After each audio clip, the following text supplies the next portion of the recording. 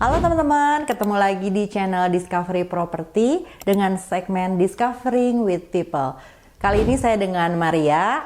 Saya di sini sebagai Principal Manager. Dan kali ini aku mau ngebahas soal rumah secondary atau primary. Yuk kita kupas tuntas. Jadi sebenarnya kita mau beli rumah secondary atau rumah primary itu tergantung kebutuhan kita. Tapi aku mau kasih masukan nih buat teman-teman nih dari insight-insight yang ada. Kenapa sih kita pilihnya secondary atau kenapa sih kita belinya primary?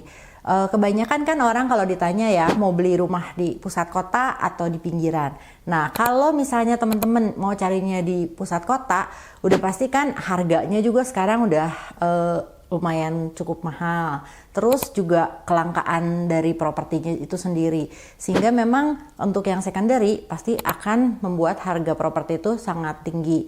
Sedangkan kalau yang primary itu pastikan sudah menjauh dari pusat kota rumahnya. Bukan karena developernya memang nggak mau bangun di tengah kota, tapi karena kelangkaan dari lahannya itu sendiri, sehingga menciptakan harga yang lumayan cukup tinggi dari properti itu sendiri. Nah, sedangkan kalau kita misalnya memilih rumah secondary itu sendiri, kita sudah bisa lihat nih lingkungannya sudah terbentuk, jadi fasilitasnya sudah ada. Kita tahu kan, maksudnya kita mau cari yang dekat area sekolah misalnya, atau yang memang di situ sudah ada fasilitas seperti pasar, rumah sakit. Nah, sedangkan kalau yang rumahnya primary itu biasa kan memang yaitu cukup membutuhkan waktu untuk kita melihat perkembangan dari lingkungannya itu sendiri.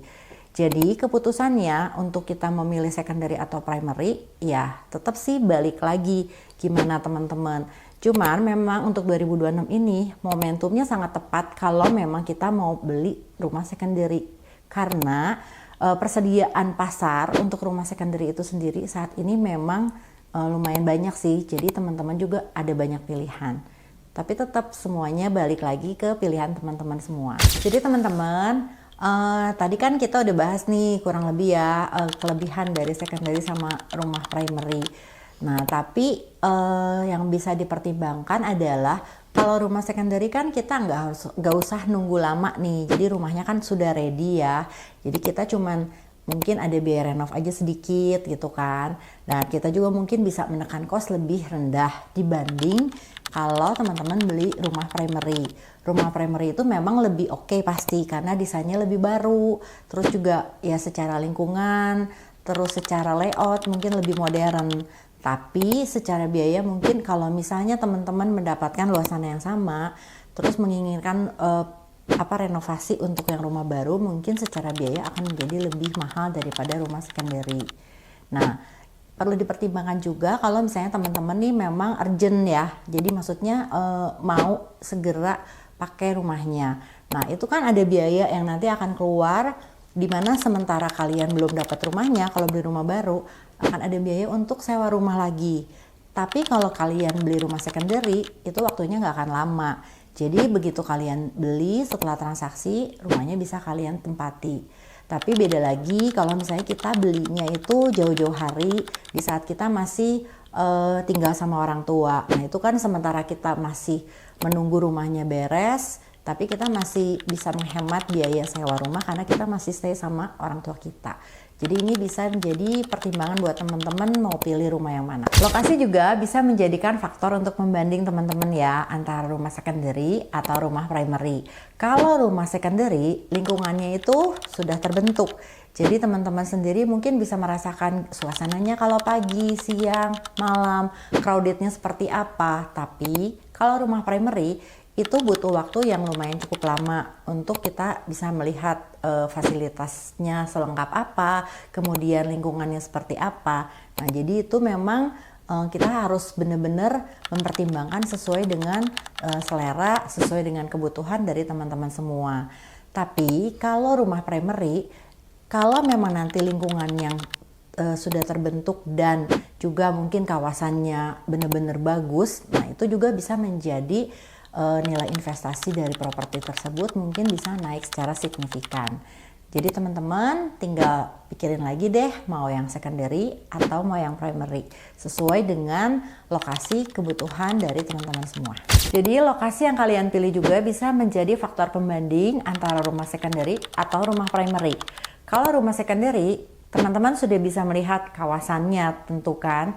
Misalnya rumahnya memang ada fasilitas dekat ke sekolah, dekat ke fasilitas umum seperti misalnya tempat ibadah, atau misalnya rumah sakit, mall. Nah, dengan misalnya lokasi-lokasi yang sudah ada fasilitas itu membuat kita lebih nyaman. Tapi kalau rumah primary, nah karena kawasannya belum terbentuk itu membutuhkan waktu yang cukup lama dan menjadi pertimbangan untuk teman-teman semua.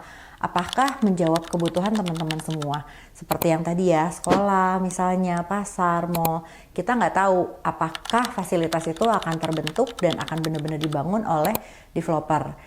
Tetapi kalau memang fasilitas itu ada semua, nah sudah pasti investasi dari nilai tanahnya dan propertinya juga akan menjadi naik secara signifikan. Jadi pilihannya ada di teman-teman semua, mau secondary atau primary. Jadi rumah secondary ataupun rumah primary itu ada nilai asetnya lagi yang memang menjadi pertimbangan, yaitu dari segi renovasi mungkin ya. Kalau rumah secondary, basic need tuh memang biasanya luas tanahnya lebih besar. Kemudian dia punya karakteristik bangunannya tuh lebih kokoh kan. Tapi biasanya untuk rumah secondary itu plafonnya kurang tinggi. Jadi kalau misalnya kita mau yang lebih punya desain lebih dinamis mungkin, layoutnya lebih oke, nah kita mungkin bisa melirik ke rumah primary itu sendiri.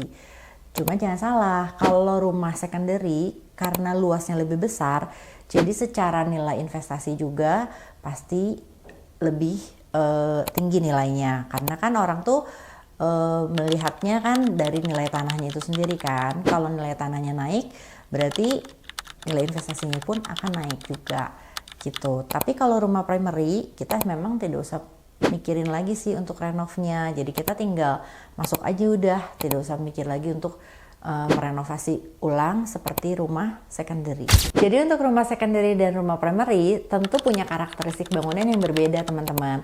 Kalau rumah secondary biasa luas tanahnya itu lebih besar, tapi secara bangunannya itu biasa plafonnya lebih pendek ya. Cuman untuk struktur bangunan dia biasa lebih kokoh dibandingkan rumah dari primary tersebut. Nah kalau rumah primary biasa luas tanahnya lebih kecil. Cuma secara konsep bangunan, layout bangunan dia pasti lebih modern. Jadi ya memang ada perbedaan antara rumah secondary dan rumah primary itu sendiri. Untuk rumah secondary sendiri itu ada fleksibilitas untuk merenov sesuai dengan kebutuhan teman-teman dan style yang kalian inginkan. Tapi kalau secara investasi, mau itu rumah secondary ataupun rumah primary, dua-duanya tetap harus memperhatikan faktor lokasi. Karena yang kita lihat itu adalah lokasi dan luasan tanah sendiri. Karena tanah itu tidak mengalami depresiasi, sedangkan bangunan itu ada depresiasi. Jadi tetap pilihannya ada di tangan kalian semua teman-teman. Fakta yang menarik bahwa di tahun 2026 ini, pilihan pasar secondary itu lebih bagus. Karena apa? Saat ini tuh untuk pilihan secondary lebih banyak, dalam artian untuk pembeli itu mempunyai ruang yang lebih fleksibel untuk bernegosiasi dengan para pemilik dari aset propertinya.